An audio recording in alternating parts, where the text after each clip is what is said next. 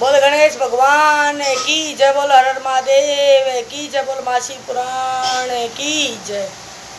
योग वर्णन 39वां अध्याय सदा शंभु का ध्यान है, दाता सिद्धि मान। 39 अध्याय में योग सुनु धर ध्यान। उपमन्यु बोले, श्री कृष्ण जी महादेव जी का योगी जन सदैव ध्यान किया करते हैं। इन्हीं के ध्यान तथा स्मरण से सभी सिद्धियां प्राप्त होती हैं। शिव ध्यान से सिद्धि होती है। जहाँ मन एकाग्र रहा हो वहाँ बार बार ध्यान करे। वह पहला ध्यान से विषय होता है, उसके बाद ही निर्विषय हो जाता है। सज्जन जनों का सिद्धांत कि निर्विषय मन कभी ध्यान नहीं कर सकता, वे निष्विषय ध्यानी लोग तो कठिनता से बुद्धि के विस्तार का ध्यान करते हैं। निष्विषय ब्रह्म और निष्विषय बुद्धि का प्रवेश होता है। इसी कारण से विषय ध्यान सूर्य किन्नों के आश्रय वाला समझे। शांति प्रशांति दीप्ति प्रसाद या दिव्य सिद्धियाँ देवी ध्यान से प्राणायाम द्वारा सिद्ध होती हैं। तभी आपत्तियों का नाश शांति है। वायाभ्यंतर अंधकार का विनाश प्रशांति है। वायाभ्यंतर प्रकाश को दीप्ति कहते हैं। बुद्धि का स्वस्थ हो जाना प्रसाद है। जब बुद्धि का प्रसाद हो जाता है तब बाहर भीतर के सभी कार्य पूर्ण हो जाते हैं। श्रद्धा पूर्वक एक शरण भी यदि परमेश्वर का ध्यान लग जाए तो सभी पाप तत्काल नष्ट हो जाते हैं। बुद्धि का प्रभाव रूप जो ध्यान होता है उसका आश्चर्य देह का आता है। मुक्ति में विश्वास संपूर्ण ऐश्वर्य अणिमा आदि सिद्धियाँ यह सब शिव ध्यान से प्राप्त होती हैं। शिव ध्यान से तो सुख मोक्ष दोनों मिलते हैं। ज्ञानी व ध्यानी पुरुष ही संसार सागर से पार हो सकता है। ध्यान तुल्य कोई तीर्थ नहीं, अतएव ध्यान आवश्यक है। ज्ञान योग जानने की इच्छा भी अनोख योगों से बढ़कर फल देती है। योगी जन योग सिद्ध होकर लोक हित के लिए भोग प्राप्त करके अपनी इच्छा से ही लोक भ्रमण करते हैं और विषय सुख को तुच्छ मानते हुए वैराग्य करके सभी कर्मों को त्याग देते हैं। अनशन करके अथवा शिव अग्नि में अपने शरीर को होम करते हुए शिव तीर्थों का स्नान शिव शास्त्र विधि के अनुसार देह त्याग आदि करते हैं। इससे उनकी मुक्ति हो जाती है। जो पुरुष बेवसी से भी शिव क्षेत्र में शरीर त्याग करते हैं वे भी मुक्ति पा लेते हैं। और जो शिव निंदकों को मार देते हैं अथवा उन्हीं से मारे जाते हैं वे भी जन्म मरण के चक्कर से छूट जाते हैं। बोल शंकर भगवान की। 40वां अध्याय मुनि लोगों का नेमि नासारण में गमन। नेमिष नामक तीर्थ के मुनिगण कर प्रस्थान समेरु पावन पर गए अज्ञात स्नान। श्री सूत जी बोले, मुनियों इस प्रकार महर्षि उपमन्यु जी ने भगवान श्री कृष्ण जी को ज्ञान योग समझाया और उसी ज्ञान योग को श्री वायुदेव जी ने ऋषियों के प्रति सुनाया। श्री ऋषिगण जी से सुनकर अत्यंत हर्षित हुए। उन्होंने वायुदेव को बार बार प्रणाम किया। उसके बाद जब प्रातःकाल हुआ नेमिष तीर्थ में रहने वाले सभी मुनिजन ज्ञान अज्ञान स्नान करने के लिए परम पवित्र नदी को ढूंढने लगे। उस समय श्री ब्रह्मा जी की आज्ञा द्वारा वहाँ परम पवित्र सरस्वती नदी बहने लग गई। उस पर सभी इकट्ठे होकर अज्ञान स्नान करने लगे। फिर संध्या पितर तर्पण आदि नित्य कृत्य करके ब्रह्मा जी के पूर्वोक्त कथन को स्मरण करके वहीं से ही काशी धाम के लिए चल दिए। वहाँ पहुंचकर भागीरथी गंगा जी का पवित्र दर्शन तथा जल स्नान एवं परमात्मा विश्वनाथ जी का दर्शन पूजन आदि विधि पूर्वक किया। परमानंद को प्राप्त हुए। फिर वहाँ से चल पड़े।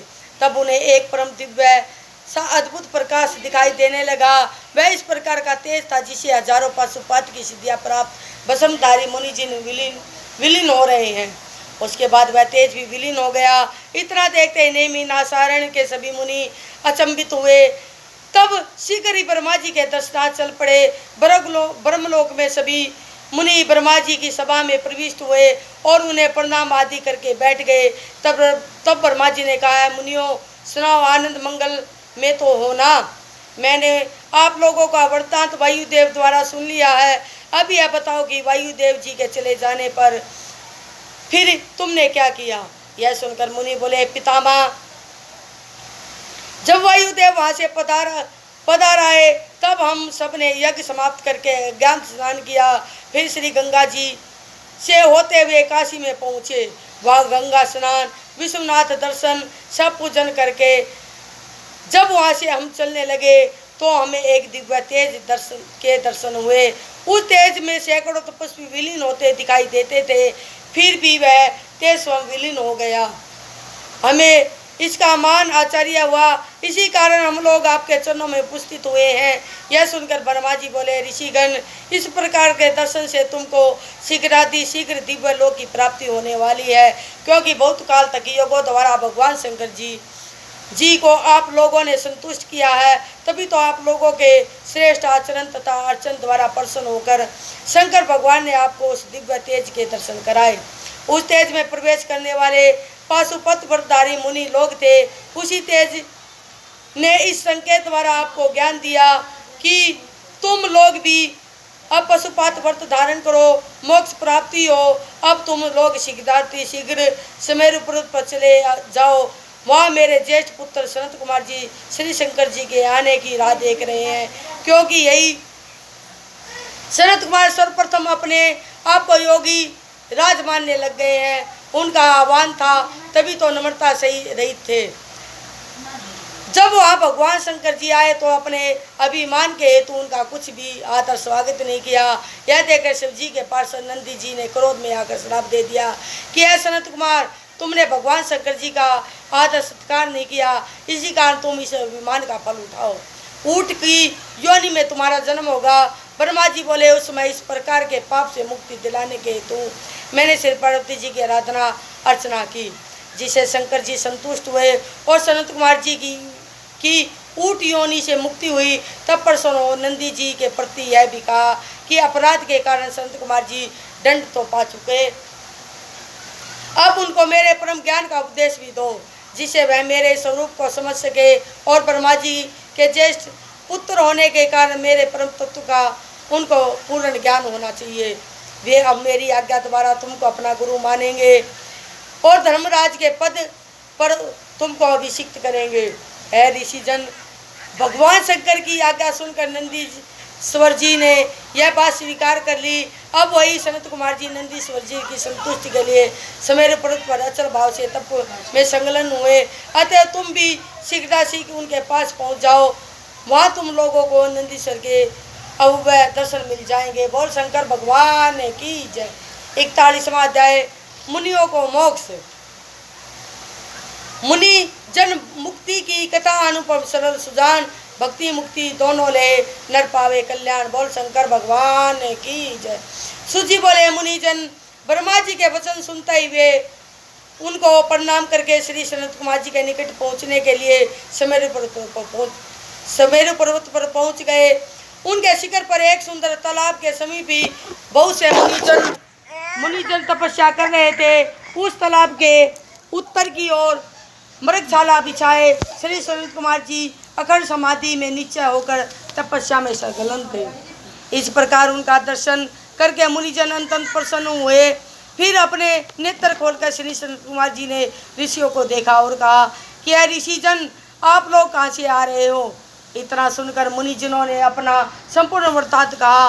उस समय असंख्य गणों के साथ भगवान शंकर जी के परम प्रिय गण श्री नंदीश्वर जी भी विवाह रूढ़ होकर वहां आ गए। उनका दर्शन करके सारे ऋषि महर्षि योगी तपस्वी आदिकों के साथ श्री सनत कुमार जी ने अपने आसन से उठकर साष्टांग दंडवत प्रणाम किया और हाथ जोड़कर अनेक स्तुतियाँ की। फिर प्रार्थना करने लगे, है नंदीश्वर जी, इन नेमिनासारण निवासी मुनिजनों ने 10,000 वर्ष का बड़ा विस्तृत यज्ञ किया है, उसकी समाप्ति हो जाने पर यहाँ आए हैं। अब आप इन पर कृपा करके इनका परम कल्याण करें।